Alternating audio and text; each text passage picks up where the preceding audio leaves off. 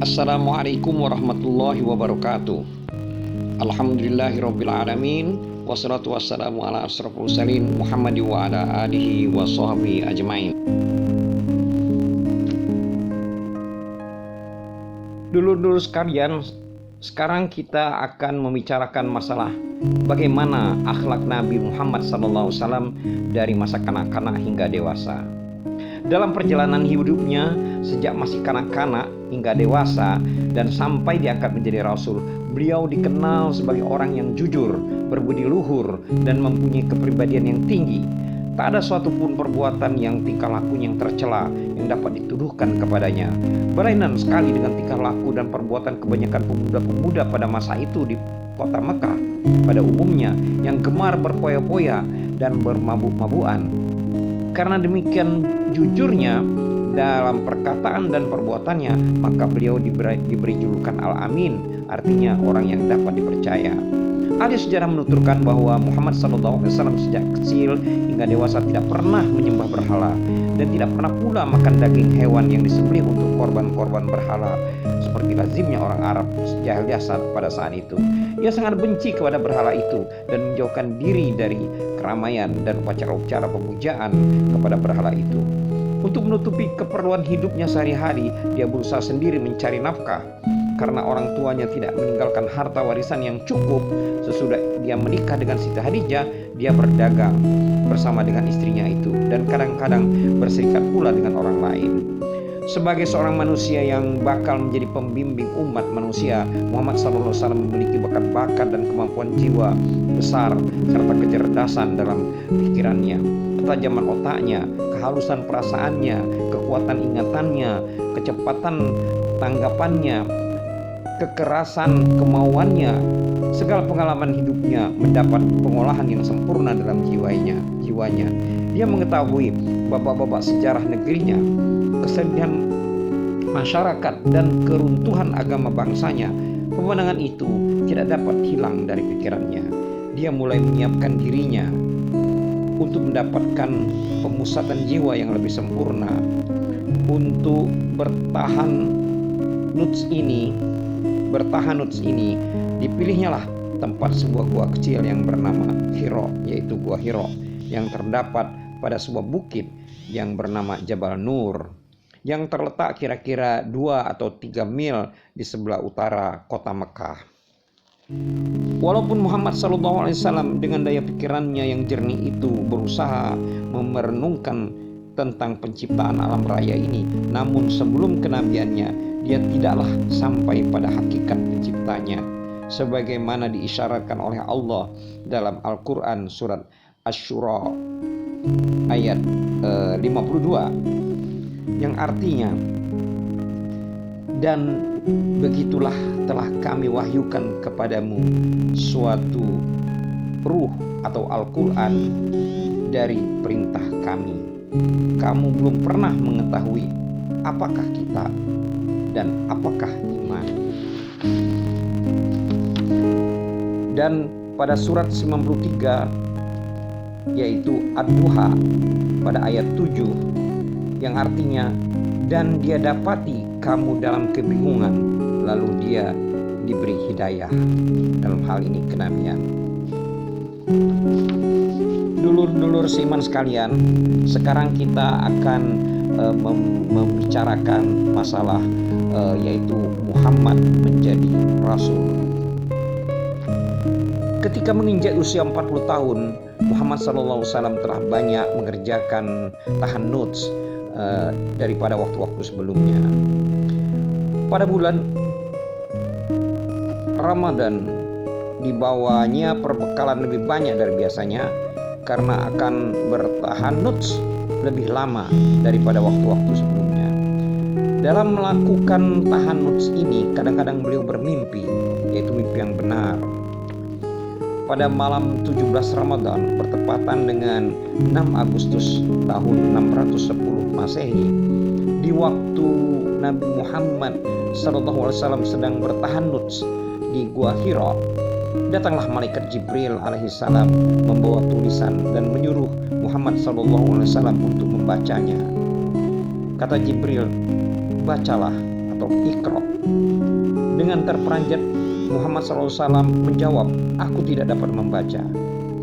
Beliau lalu direngkuh berkali-kali oleh malaikat Jibril alaihissalam sehingga nafasnya sesak, lalu dilepaskan olehnya seraya disuruhnya kembali, "Bacalah." Tetapi Muhammad SAW masih tetap menjawab, "Aku tidak dapat membaca."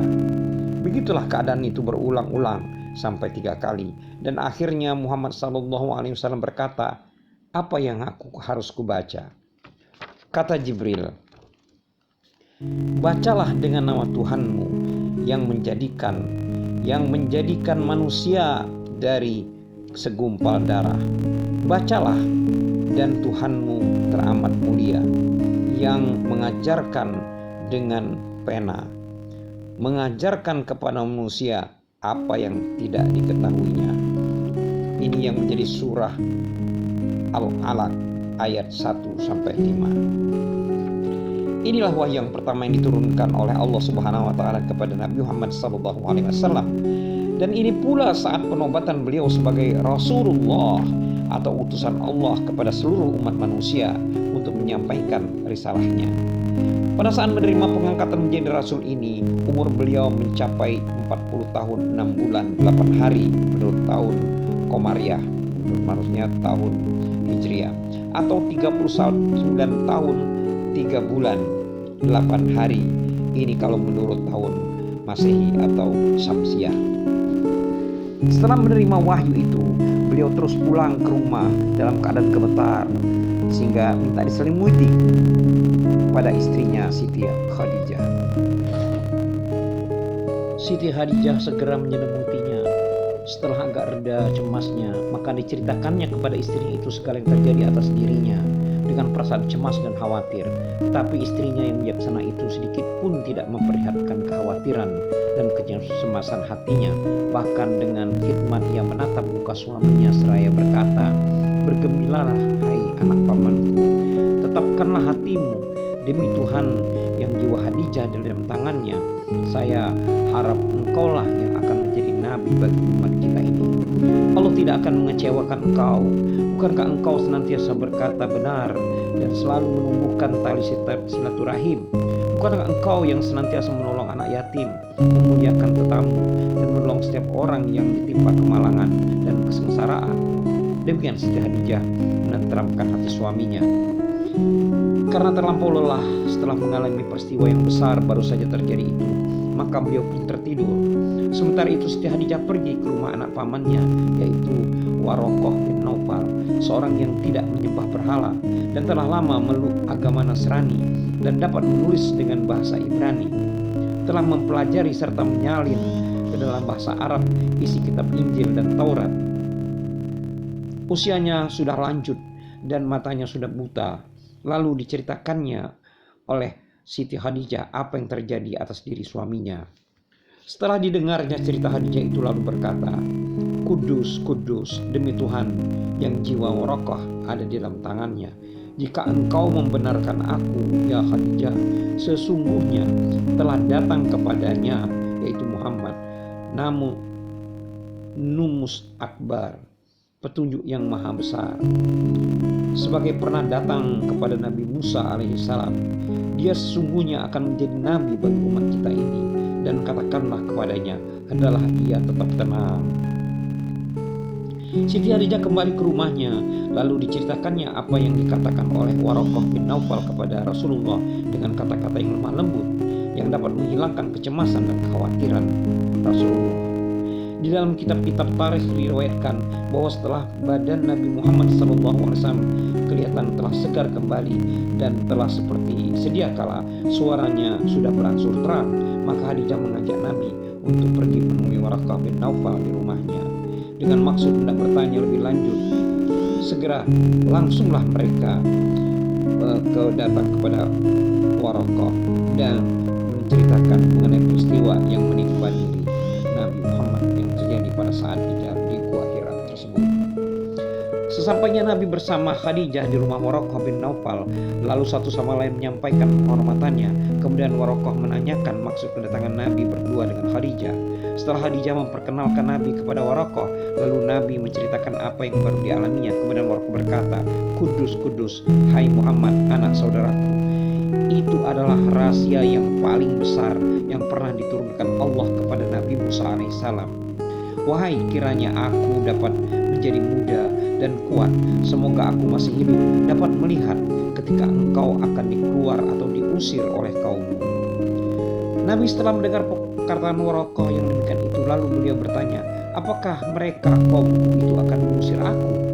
Waraqah menjawab, "Iya, semua orang yang datang membawa seperti apa yang engkau bawa ini, mereka tetap akan dimusuhi.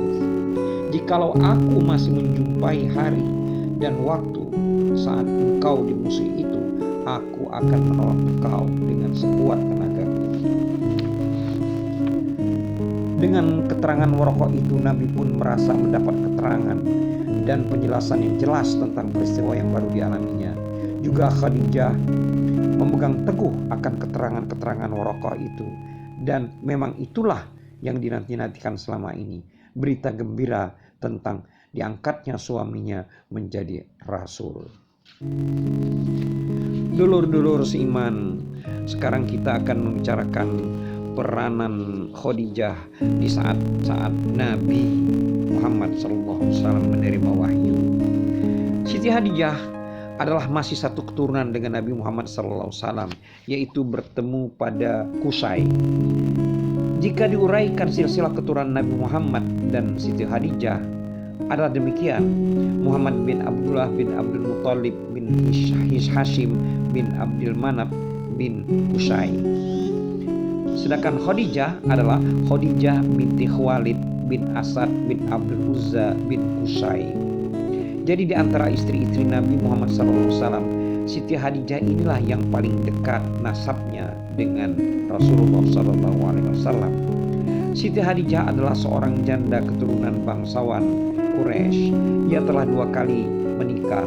Yang pertama dengan Atik bin Ashib bin Abid Al-Makhzumi, seorang laki-laki yang masih tergolong keluarga bangsawan Quraisy.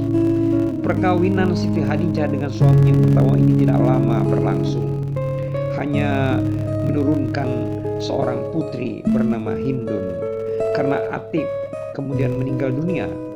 Kemudian Siti Khadijah kawin lagi dengan Nabashi bin Zuharozararo, juga seorang laki-laki masih keturunan keluarga bangsawan Quraisy. Perkawinan Siti Khadijah dengan Nabashi ini menurunkan seorang putra bernama Halal dan seorang putri yang bernama Hindun. Perkawinan dengan suaminya yang kedua inilah tidak lama juga berlangsung karena Nabashi kemudian meninggal dunia pula, sehingga kedua kalinya Siti Khadijah menjadi janda. Siti Khadijah mempunyai pribadi yang luhur dan akhlak yang mulia. Dalam kehidupannya sehari-hari senantiasa memelihara kesucian dan martabat dirinya. Ia jauhi adat istiadat yang tidak senonoh wanita-wanita Arab jahiliyah pada saat itu, sehingga oleh penduduk Mekah ia diberi gelar At-Thahirah. Ia itu yang mempunyai pikiran yang tajam, lapang dada, kuat himmah, dan tinggi cita-citanya. Ia suka menolong orang yang hidup dalam kekurangan dan sangat penyantun terhadap orang-orang lemah. Dalam menjalankan bisnisnya, Siti Khadijah dibantu oleh beberapa orang kepercayaannya atau orang-orang yang sengaja mengambil upah untuk membawakan dagangannya ke negeri Syam dan lain-lain. Peragangannya sangat maju sehingga ia adalah terhitung wanita yang kaya raya dan sangat dermawan dalam masyarakat Quraisy kota Mekah pada saat itu. Meskipun Siti Khadijah telah 2 kali menikah, telah menjadi janda dan mempunyai anak, dan banyak laki-laki yang ingin meminangnya untuk mengambilnya menjadi istri, tetapi semua pinangan yang diajukan itu ditolaknya dengan cara yang bijaksana dan halus, sehingga laki-laki yang ditolak pinangannya tidak merasa tersinggung dan merasa terhina. Demikianlah kebesaran pribadi dan ketinggian budi wanita pilihan ini yang telah ditetapkan oleh Allah dalam kadarnya bahwa wanita pilihan ini akan menjadi istri seorang Rasul yang akan memperbaiki akhlak manusia dan mengangkat derajat kaumnya yang bergelimang dalam lumpur kesesatan dan kehinaan ke derajat yang mulia dan kebahagiaan yang kekal abadi. Adapun peranan Siti Hadijah, istri Nabi Muhammad SAW yang patuh dan setia ini, di saat-saat Nabi menerima wahyu dan diangkat menjadi Rasul, secara ringkas dapat disimpulkan sebagai berikut. Pertama, Siti Hadijah kenal benar akan jiwa pribadi dan akhlak suaminya. Sejak dari kecil hingga dewasa dan kemudian menjadi suaminya yang tidak puas bahkan tidak suka dengan adat istiadat kaumnya, yaitu menyembah berhala dan mendewakan berhala. Demikian pula ia sangat benci kepada kegambaran kaumnya yang berjudi dan meminum khamar serta melakukan perbuatan-perbuatan di luar kemanusiaan seperti membunuh bayi perempuan mereka hidup-hidup karena malu atau takut miskin. Peranan kedua, Siti Hadijah memberi suaminya kesempatan dan keleluasaan yang sebesar-besarnya untuk memasuki kehidupan yang berpikir secara alam nafsani, untuk mencari hakikat yang benar dan mutlak. Suaminya diberi dorongan semangat agar terus mencari hakikat yang benar dan mutlak itu dengan tidak dibebani persoalan-persoalan rumah tangga. Untuk membantu melancarkan bisnisnya, maka diurus sendiri oleh Siti Hadijah. Dan ketika suaminya bertafakur atau bertahannuts di Gua Hira, disediakannya perbekalan untuk tinggal selama beberapa hari dalam melakukan tahannuts itu untuk mencari hakikat yang benar. Peran ketiga, ketika Nabi Muhammad SAW dalam keraguan dan kebimbangan menghadapi kejadian-kejadian yang dilihatnya dalam tidurnya, Siti Hadijah sebagai istri yang setia meyakinkan suaminya bahwa dengan akhlaknya yang mulia dan tidak pernah berdusta atau menyakiti hati orang lain, mustahil ia akan diganggu atau digoda oleh jin atau syaitan. Peranan keempat, ketika Nabi Muhammad SAW dalam kegelisahan dan kebingungan setelah menerima wahyu yang pertama, Siti Hadijah menghibur dan meyakinkan hati suaminya bahwa suaminya akan menjadi nabi dan akan mengangkat derajat kaumnya dari lembah kehinaan dan kesesatan. Kemudian ia pergi ke Warokoh bin Naufal untuk menceritakan perihal yang dialami suaminya, dan oleh Warokoh ditegaskan berdasarkan pengetahuan yang ada padanya, yaitu dalam kitab Injil yang dipelajarinya, bahwa Nabi Muhammad SAW itu akan menjadi nabi. Peranan kelima, ketika suaminya menerima wahyu yang kedua berisi perintah untuk menyuruh mulai bekerja dan berjuang menjalankan agama Allah dan mengajak kaumnya kepada agama tauhid, Siti Hadijah adalah orang yang pertama yang percaya bahwa suaminya adalah Rasulullah, adalah utusan Allah, dan kemudian ia menyatakan keislamannya tanpa ragu-ragu dan bimbang sedikit jua pun. Wallahu a'lam bishawab. Wassalamualaikum warahmatullahi wabarakatuh.